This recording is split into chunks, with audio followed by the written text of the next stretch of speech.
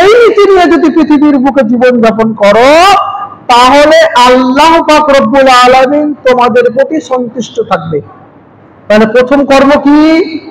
আল্লাহ রাসূল তিনি বলছেন শিরিক করা যাবে না, আল্লাহর ইবাদত করতে হবে। শিরিক করা যাবে না মানে, শিরিক করা যাবে না মানে আপনার ছোট ছোট বাচ্চা বা আপনার কোমরে গলায় তাবিজ ঝোলানো যাবে না। আপনি সালাত আদায় করছেন, 5 ওয়াক্ত নামাজ পড়ছেন, আল্লাহর ইবাদত করছেন, দেখা যায় আহলে হাদিস পরিবারে আপনার ছোট ছোট বাচ্চার গলায় হাতে কোমরে তাবিজ ঝুলছে। এর মানে কি? আপনার নীতি প্রমাণ করছে, আপনার আদর্শ প্রমাণ করছে যে আপনি ইবাদত করছেন ঠিকই, কিন্তু আপনি শিরিক করছেন। শিরিক করা যাবে না মানে, শিরিক করা যাবে না মানে কোন পীর ওলিয়া আউলিয়া এর কবরে মাথা নত করা যাবে না। শিরিক করা যাবে না মানে পাথর চাপড়ে গিয়ে সেই কবরে শুয়ে আছে সে পীরের কাছে কোনো জিনিস চাওয়া যাবে না। অনেক মুসলিম নিজেকে মুসলিম দাবি করে, আলহামদুলিল্লাহ সুম্মা আলহামদুলিল্লাহ, আমরা আহলুল হাদিসরা এই থেকে বেঁচে আছি। অনেক নামধারী মুসলিম তারা কি করে? নামাজও পড়ে, সালাত আদায় করে, রমজান মাসে সিয়ামও রাখে, হজও করতে যায়। তারা আবার পাথর চাপড়ে গিয়ে সন্তান হয় না বলে সন্তান চায়, মাজারে গিয়ে সিজদা করে, কবরের কাছে গিয়ে সিজদা করে। যাদের মধ্যে এরকম নীতি আছে, নিজেকে মুসলিম বলে দাবি করলেও তারা মুসলিম না, তারা সবাই মুশরিক। যাদের মধ্যে এরকম নীতি আছে, যত রকমের পীর মুরিদি, কবর পূজা, মাজার পূজা, মাজারে গিয়ে সিজদা করা, মাজারের কাছে কোনো জিনিস দেওয়া, মালা দেওয়া, খাবার দেওয়া, খাসি মানত করা, যাই করুক না কেন সবই শিরিক। অথচ মানুষ করছে, নিজেকে মুসলিম বলে দাবি করছে। আল্লাহ রাসূল সাল্লাল্লাহু আলাইহি ওয়াসাল্লাম স্পষ্ট ভাষায় তিনি বলছেন, শোনো, তোমরা ইবাদত করছো ঠিকই, তবে তোমরা শিরিক করো না। আর আল্লাহ পাক রব্বুল আলামিন তিনি বলেছেন, অধিকাংশ মানুষ নিজেকে মুসলিম বলে দাবি করবে, নিজেকে মুমিন বলে দাবি করবে, তারপরও তারা মুশরিক। তারা কারা? তারা হচ্ছে ওরাই যারা মাজারে গিয়ে সিজদা করে, তারা হচ্ছে ওরাই যারা গলায় কোমরে তাবিজ ঝুলায়, তারা হচ্ছে ওরাই যারা আল্লাহকে বাদ দিয়ে অন্য কারো কাছে চায়, সন্তান চায়, বাচ্চা চায়। তারা সবাই মুশরিক। নিজেকে মুসলিম বলে দাবি করে, তারা সালাত আদায় করলেও কোনো উপায় নেই। ওদের হিসাব হবে ফেরাউনের সঙ্গে, ওদের হিসাব হবে যারা মূর্তি পূজা করে তাদের সঙ্গে, কোনো পথ থাকবে না। সম্মানীয় উপস্থিতি, তাহলে আমি আপনাকে যেটা বলতে চাইছি যে প্রথম কর্ম আল্লাহ রাসূল সাল্লাল্লাহু আলাইহি ওয়াসাল্লাম কি বললেন? আল্লাহর ইবাদত করতে হবে, এবং ইবাদত করার পাশাপাশি কারো সঙ্গে শিরিক করলে হবে না। শুধুমাত্র আল্লাহর কাছেই চাইতে হবে, আল্লাহরই ইবাদত করতে হবে, আল্লাহর উপরই ভরসা করতে হবে। এরই নাম হচ্ছে মুসলিম। তবে ওই ব্যক্তির প্রতি আল্লাহ পাক রব্বুল আলামিন সন্তুষ্ট থাকবে। এখানে আমি আপনাকে আর একটা কথা বলে রাখি, আমরা যেহেতু আহলুল হাদিস, আমরা যারা মেয়ের বিয়ে দিব, যারা পীর পূজা করে, যারা কবর পূজা করে, যারা হাত দেখিয়ে টাকা উপার্জন করে, মান আতা আররাফান ফাসআলাহু, জ্যোতিষী সাজে, অর্থাৎ মানুষের হাত দেখে এবং ভাগ্য বলে দেয়, মানুষের হাত দেখে এবং তার ভবিষ্যৎ বলে দেয়, এই যে সমস্ত কর্মকাণ্ড যারা করে, সে সমস্ত বাড়িতে আপনার মেয়েকে পাঠাবেন না, সে সমস্ত বাড়িতে আপনার মেয়ের বিয়ে দিবেন না। যদি বিয়ে দেন আপনি পাপী হবেন, সেও জাহান্নামে যাবে, আপনিও জাহান্নামে যাবেন। খবরদার, যারা মূর্তি পূজা যারা করে তারা তো হিন্দু, তাদের কথা বাদই দেন, এরাও হিন্দু। আপনি কখন যায় হিন্দু হয়ে গেছে, কখন যা মুসলিম হয়ে গেছে আপনি বুঝতে পারছেন না, অথচ আপনি আপনার মেয়ের ঠিকই বিয়ে দিচ্ছেন। খবরদার, সাবধানতা অবলম্বন করতে হবে। ওই সমস্ত বাড়িতে যারা জ্যোতিষীগিরি করে, যারা হাত দেখে বেড়ায়, যারা কবর পূজা করে, যারা মাজার পূজা করে, যারা পাথর চাপড়ে দিয়ে মারা যায়, কবরের কোনো জিনিস, সেই পীরের কাছে গিয়ে কোনো জিনিস চাই, মাজারে গিয়ে চাদর চড়ায়, তাদের বাড়িতে বিয়ে দেওয়া যাবে না। খবরদার, সাবধান থাকবেন।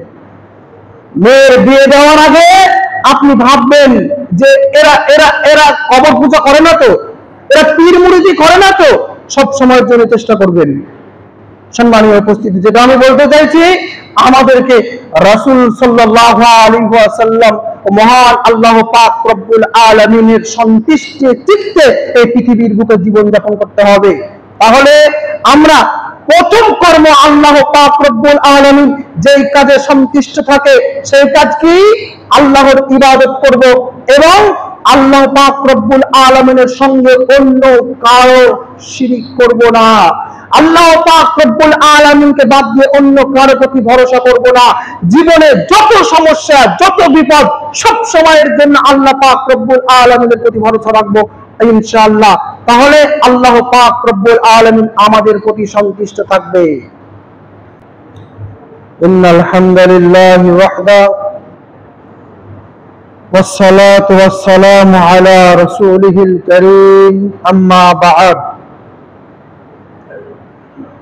أعوذ بالله من الشيطان الرجيم بسم الله الرحمن الرحيم ما يلفظ من قول إلا لديه رقيب عتيد عن أبي هريرة رضي الله تعالى عنه قال قال رسول الله صلى الله عليه وسلم إن الله يرضى لكم ثلاثة ويسخط لكم ثلاثة إلى آخر الحديث।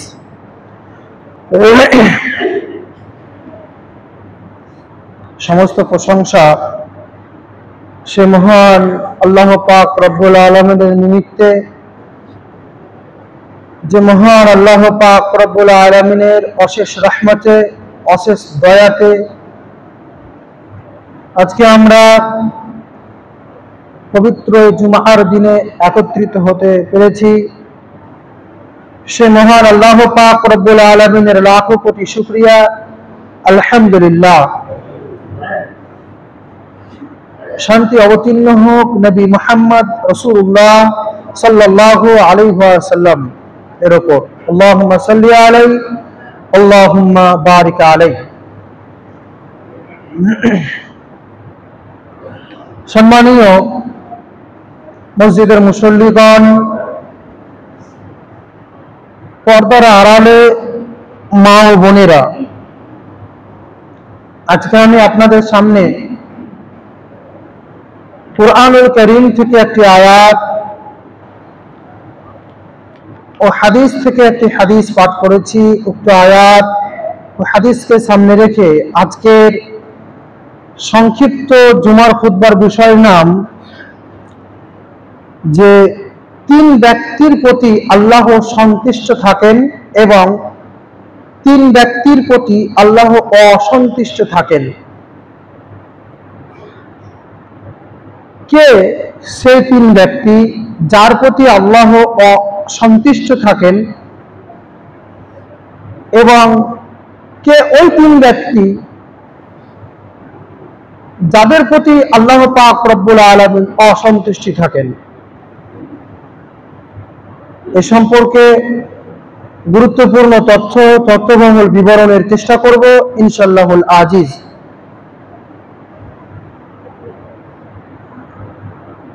প্রথমে একটি কথা বলি, সেটা হচ্ছে আল্লাহ পাক রব্বুল আলামিন যে তিনটি কাজে সন্তুষ্ট থাকে, প্রথমে এই তিনটি কর্মের কথা আলোচনা করব। তারপরে আলোচনা হবে যে তিনটি কাজে আল্লাহ পাক রব্বুল আলামিন অসন্তুষ্ট থাকেন। যদি আপনার মধ্যে আমার মধ্যে এই সমস্ত গুণগুলো থাকে, বা যে সমস্ত গুণে, যে তিনটি গুণে আল্লাহ পাক রব্বুল আলামিন সন্তুষ্ট হবে, সেই তিনটি গুণ আমাদের মধ্যে যদি না থাকে, তাহলে আমরা অন্তরের মধ্যে বা আমাদের বিবেকে, আমাদের অন্তরের মধ্যে এই তিনটি গুণকে নিয়ে আসব এবং যে তিনটি গুণে আল্লাহ পাক রব্বুল আলামিন অসন্তুষ্টি থাকে, সেই গুণ তিনটি যদি আমাদের মধ্যে থাকে, তাহলে আমরা সেই গুণ তিনটি থেকে, সেই বদ অভ্যাস থেকে আমরা বিরত থাকব, বা সেই সমস্ত কর্মগুলো থেকে আমরা সব সময়ের জন্য প্রত্যাহার করার চেষ্টা করব ইনশাআল্লাহ। চলেন আমরা আলোচনা করি প্রথমে যে তিনটি কাজ করলে বা যে তিনটি কাজের কারণে আল্লাহ পাক রব্বুল আলামিন সন্তুষ্ট থাকে, সেই তিনটি কাজ কি। রাসূল সাল্লাল্লাহু আলাইহি ওয়াসাল্লামের একটি হাদিস, عن أبي هريرة رضي الله تعالى عنه قال, আবি হুরায়রা রাদিয়াল্লাহু তাআলা আনহু থেকে বর্ণনা, তিনি বলেন, قال رسول الله صلى الله عليه وسلم, রাসূল সাল্লাল্লাহু আলাইহি ওয়াসাল্লাম বলেছেন, ইন্নাল্লাহা ইয়ারদা লাকুম সালাসা ওয়া ইয়াসখাত লাকুম সালাসা।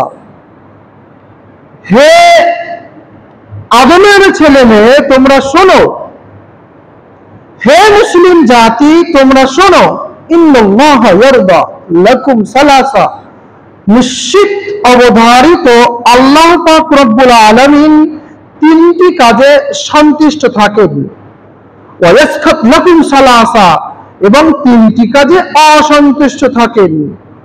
তাহলে শোনো, বলে রাখি, ওয়া ইয়ারদা লাকুম, যে তিনটি কাজে সন্তুষ্ট থাকে, সেই তিনটি কাজ কি তোমরা জানো? ওয়া ইয়ারদা লাকুম, যে তিনটি কাজে সন্তুষ্ট থাকে, সেই তিনটি কাজ আমি তোমাদেরকে বলি, তোমরা শোনো। এক, আন তা'বুদুহু ওয়া লা তুশরিকু বিহি শাইয়্যা। আল্লাহ রাসূল সাল্লাল্লাহু আলাইহি ওয়াসাল্লাম তিনটি কাজের মধ্যে একটি কাজ প্রথম নম্বরে যেটি বললেন, সেটা হচ্ছে কি, আন তা'বুদুহু ওয়া লা তুশরিকু বিহি শাইয়্যা। হে আদমের ছেলে মেয়ে, হে মুসলিম জাতি তোমরা শোনো, তোমরা যখন আল্লাহর ইবাদত করো এবং আল্লাহর ইবাদত করার পাশাপাশি তোমরা শিরিক করো না, ওয়ালা তুশরিকু বিহি শাইয়্যা, শিরিক করো না, শিরিকের সঙ্গে যুক্ত হইও না।